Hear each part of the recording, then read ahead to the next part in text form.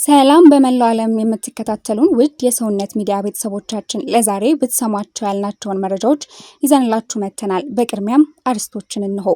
የሰማዕታቱ ስርዓተ ቀብር ተፈጸመ።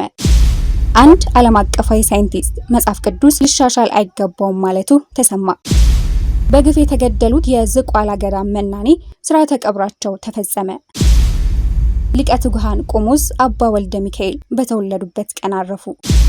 መረጃው ለሌሎችም እንዲደርስ ሰብስክራይብ፣ ላይክ እና ሼር ያድርጉ።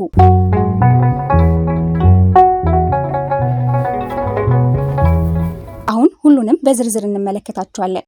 የሰማዕታቱ ስርዓተ ቀብር ተፈጸመ። ከደማስቆ በስተምስራቅ በድዋይሌ አካባቢ የሚገኘው የቅዱስ ኤልያስ የግሪክ ኦርቶዶክስ ቤተክርስቲያን በቅዳሴ ላይ በነበሩት ወቅት ኢላማ የተደረገ ሲሆን በጥቃቱ ከ15 በላይ ሰዎች ሲሞቱ በትንሹ 20 ሰዎች መቁሰላቸውን የሶሪያ አረብ የዜና አገልግሎትና በርካታ ዓለም አቀፍ የዜና ወኪሎች ዘግበዋል። አንድ አጥፍቶ ጠፊ በጸሎት ወቅት ወደ ቤተክርስቲያኑ በመግባት በነበሩት ምዕመናን ላይ ተኩስ በመክፈት ድንጋጤ ፈጥሯል።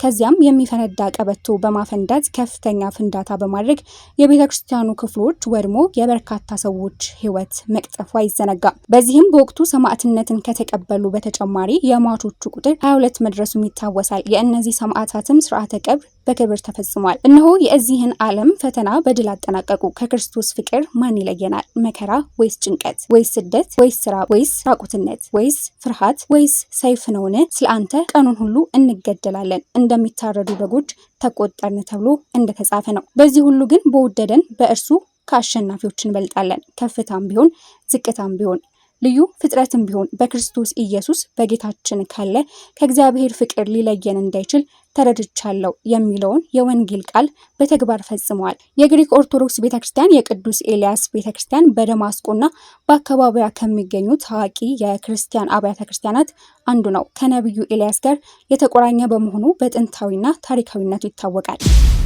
በግፍ የተገደሉት የዝቋላ ገዳም መናኔ ስርዓተ ቀብራቸው ተፈጸመ። ዓለም በቃኝ ብለው ለስጋቸው ሞተው ለሰማያዊ መንግስት ሕያው ሆነው የኖሩ ሳይሞቱ የሞቱ ሞተው ያልሞቱ በግፍ በታጠቁ ኃይሎች የተገደሉት አባት ስርዓተ ቀብር ተፈጸመ። በምስራቅ ሸዋ ሀገረ ስብከት የሚገኘው የዝቋላ ደብረ ከዋክብት አቡነ ገብረ መንፈስ ቅዱስ ገዳም መናንያን ዓለምን ንቀው የሚኖሩበት ታላቅ ገዳም ነው። ገዳሙ ካለበት ተራራ ወደ ታች ወርዶ በተራራው ወገቡ ወይም በግማሹ አካባቢ በሚገኘው በረሃማ ቦታ በተለምዶ የቅዱሳን ከተማ የሚባል ስፍራ መናንያን በጾም በጸሎት ተወስነው ስለ ዓለም ስለ ሀገር የሚጸልዩበት ዋሻ ይገኛል። የቦታው ልዩ ስሙ ጎድጓዲት ወይም አሞራ ገደል በሚባል ቦታ ከሚኖሩት አባቶች መካከል አባ ኃይለ ሚካኤልና መርጌታ ዘላለም የተባሉት የድጓ መምህር ይጠቀሳሉ።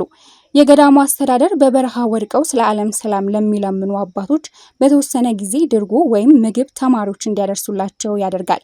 በዚህ መሰረትም ከገዳሙ ድርጎ ይዘው የሄዱ ተማሪዎች ሰኔ 15 ቀን 2017 ዓመተ ምህረት ሲደርሱ አባ ኃይለ ሚካኤል የተባሉ በአርምሞ ያሉ አባት በታጣቂዎች ተገለዋል። መርጌታ ዘላለም የተባሉት የድጓ መምህርን ከባድ ድብደባ ፈጽመውባቸው ሜዳ ላይ ጥለዋቸው አግኝቷቸዋል። ከዚያም ተመልሰው ለገዳሙ መንገራቸውን በደብረ ዘይት የሚኖሩ የገዳሙ አባቶች የደረሰ መረጃ ያሳያል።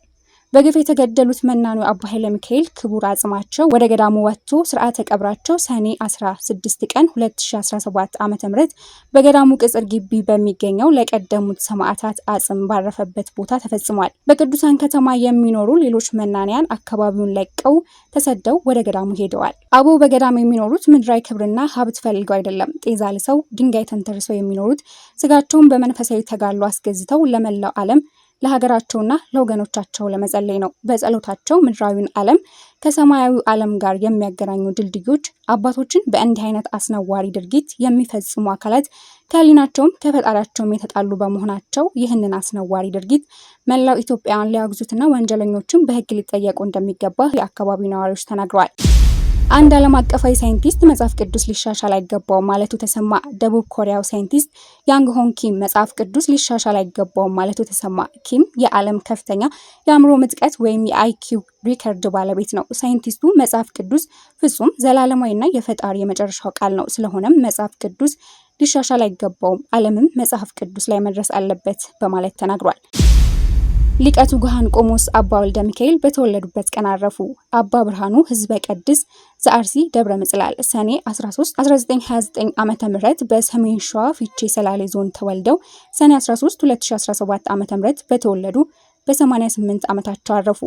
የመጀመሪያውን የአፋን ኦሮሞ ሰባኪ ወንጌልና በአርሲ በየወረዳው ቤተክርስቲያን ባራኪ፣ በጣም ደግ፣ የዋህ፣ ቸር፣ ተጫዋች፣ ዓላማ ያላቸው አስታራቂ፣ እውነተኛ አባት በመሆናቸው የቀድሞ በአርሲ ሊቀ ጳጳስ በአቡነ ናትናኤል ዘመን አባ ሕዝበ ቀድስ አውደ ገጠር አባ መስጠት የሚባል ቅጽል ስም ነበራቸው። የሊቀ ትጉሃን ቆሞስ አባ ወልደ ሚካኤል ሥርዓተ ቀብር ሰኔ 14 ቀን 2017 ዓ.ም ተፈጽሟል። በሰሜን ሸዋ ፊቼ ሰላሌ ዞን ተወልደው በደብረ ሊባኖስ ተምረው አድገው በአርሲ ብዙ ስራ የሰሩ ታላቅ አባት ናቸው። በመላው ዓለም የምትከታተሉን ውድ የሰውነት ሚዲያ ቤተሰቦቻችን ለዛሬ ብትሰሟቸው ያልናቸውን መረጃዎች እነዚህ ነበሩ። በቀጣይ በሌሎች መረጃዎች እስከምንገናኝ ድረስ ሰላም፣ እግዚአብሔር አይለየን።